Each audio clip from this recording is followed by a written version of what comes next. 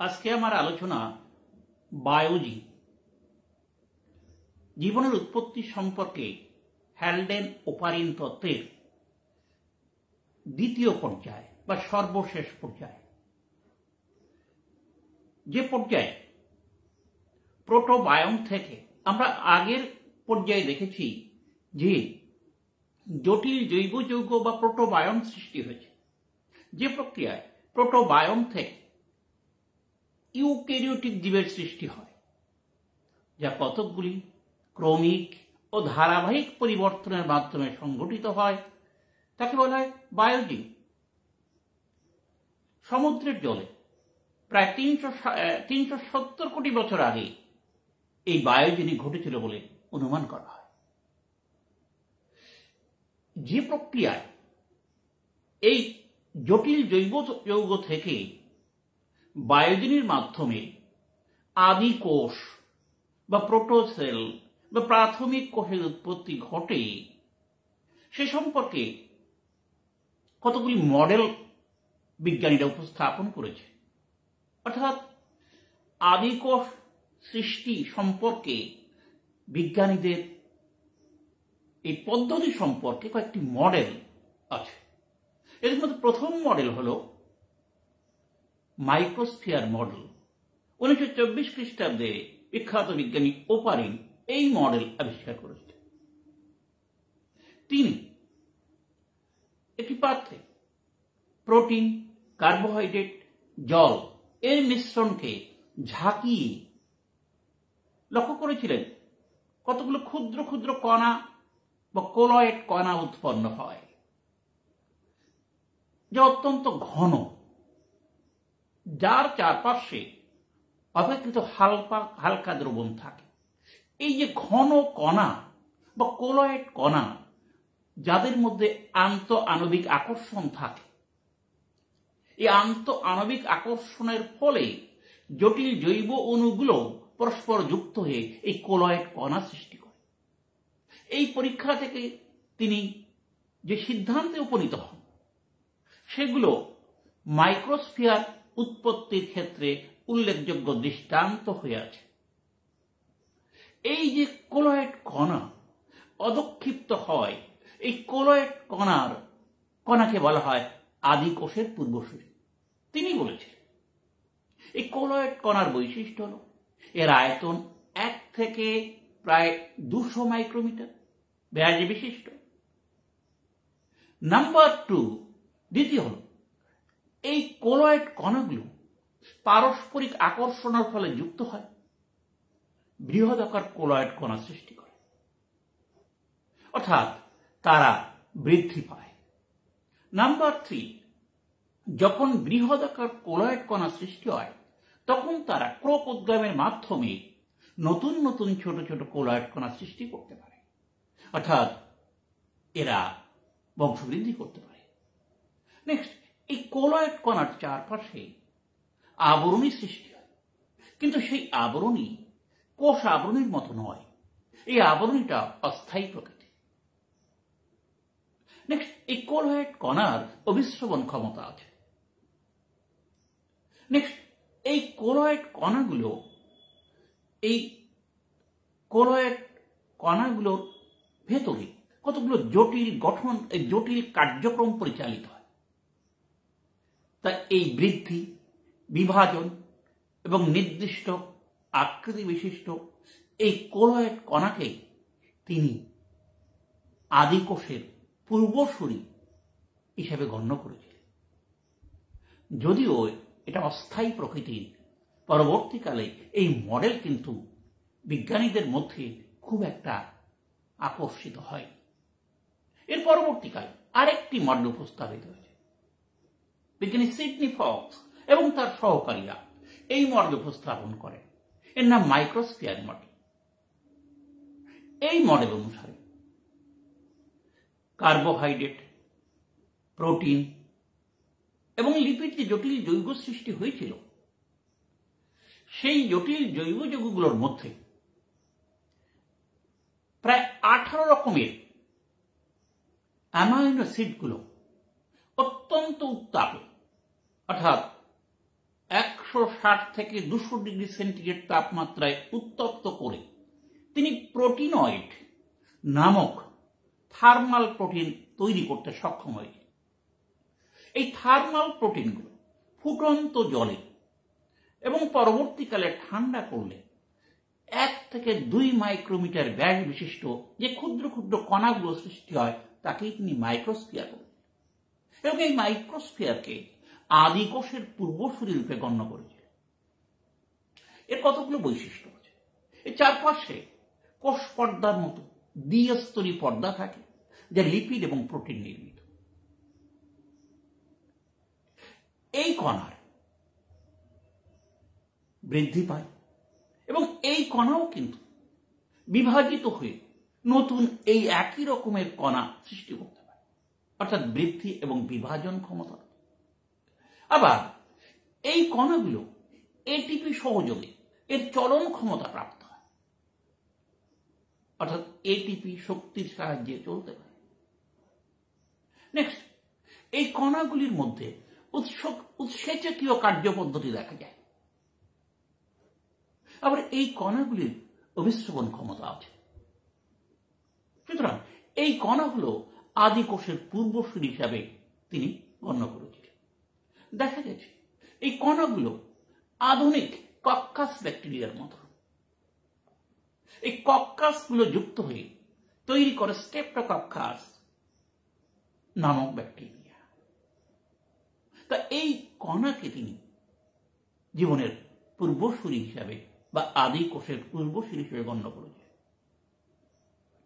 এখন সে যাই হোক, এই মাইক্রোস্ফিয়ার এবং সিডনি ফক্সের মাইক্রোস্ফিয়ার, ওপারিনের যে কলয়েড কণা কোয়াজারবেট, এটার যে কোনোটাই আমরা যদি বলি জীবনের পূর্বসূরি, তাহলে তার পরবর্তী স্তর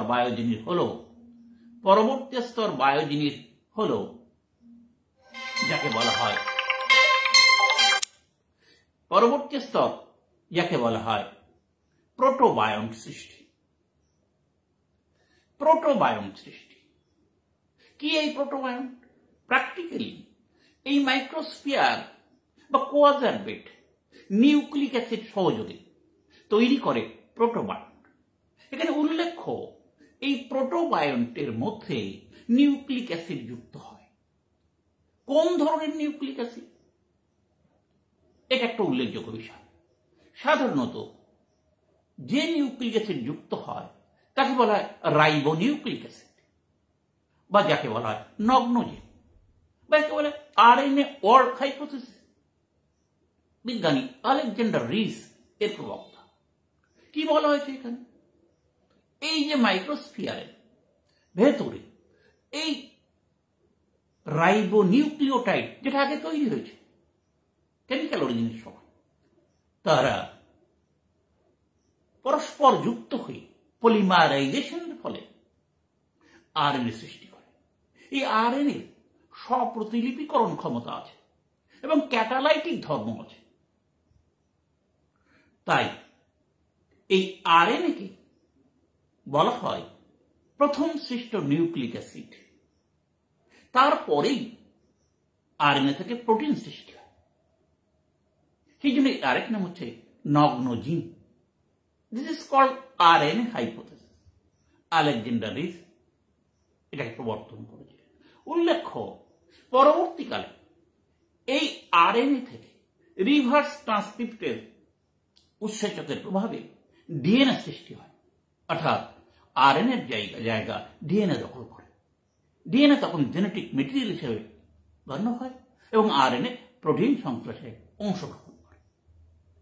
এইভাবে এই নগ্নজিন বা আরএনএ থেকে ডিএনএ সৃষ্টি হয়, যা মাইক্রোস্ফিয়ারের অন্তর্ভুক্ত হয়ে প্রোটোবায়ন গঠন করে। এই প্রোটোবায়নের বৈশিষ্ট্য হল এর চারপাশে লিপিড প্রোটিন নির্মিত দ্বিস্তরীয় পর্দা থাকে। এর ভেতরে নিউক্লিক অ্যাসিড সৃষ্টি হয়। এর ভেতরে বিপাকীয় কার্য দেখা যায়। নেক্সট, এ বৃদ্ধি পায়। নেক্সট, এ বিভাজন ক্ষমতাযুক্ত। দ্বিবিভাজন, কোরকোদ্গম এমনকি আমরা যাকে বলি খণ্ড ভবন, এই সমস্ত মানে জীবনের লক্ষণগুলোর মধ্যে পরিস্ফুটিত হয়। এর মধ্যে উৎসেচিত কার্যক্রম দেখা যায় জীবনের পূর্বসূরি একটা উল্লেখযোগ্য বিষয়। এর মধ্যে অবিশ্রবণ ক্ষমতাও দেখা যায়। যাই হোক, এই প্রোটোবায়ন থেকেই আদি কোষ বা প্রোটোসেল উৎপন্ন হয়। অনেকেই এই প্রোটোসেল কে বলা হয় বলেন ইওবায়ন্ট, অর্থাৎ প্রোটোবায়ন থেকে ইওবায়ন সৃষ্টি হয়। বিবর্তনের ধারায় পর্দাবৃত প্রোটোবায়ন বৃদ্ধি বিভাজনের মাধ্যমে তৈরি করে ইওবায়ন্ট, অর্থাৎ এখানে কিন্তু আরএনএর পরিবর্তে ডিএনএ সৃষ্টি। এই ইওবায়ন্ট বা আদি সেল বা প্রাথমিক কোষ নামে পরিচিত। তাহলে আমরা আসলাম কি? তাহলে আমরা প্রথমত প্রোটোসেল বা আদি কোষ উৎপাদনের ক্ষেত্রে দেখলাম কোয়াজারবেট মডেল, দেখলাম মাইক্রোস্ফিয়ার মডেল, তারপরে দেখলাম প্রোটোবায়ন, তারপরে দেখলাম আদি কোষ বা ইওবায়ন্ট। এইবার এই ইওবায়ন্ট থেকে বিবর্তনের ধারায় কালক্রমে মাইক্রোপ্লাজমা সদৃশ প্রোক্যারিওটিক নিউক্লিয়াসে যুক্ত মনেরা গোষ্ঠীভুক্ত ব্যাকটেরিয়া সায়ানোব্যাক্টেরিয়ার আবির্ভাব ঘটে, যে স্টেজকে বলা হয় প্রোক্যারিওটিক কোষ সৃষ্টি। অর্থাৎ ইওবায়ন বা আদি কোষের পর হচ্ছে প্রোক্যারিওটিক কোষ সৃষ্টি। প্রথম সৃষ্ট প্রোক্যারিওটিক হচ্ছে সায়ানোব্যাকটেরিয়া, ব্যাকটেরিয়া সদৃশ পদার্থ। এবারে এই যে প্রোক্যারিওটিক কোষ, এই প্রোক্যারিওটিক কোষ থেকে তার পরের পর্যায়ে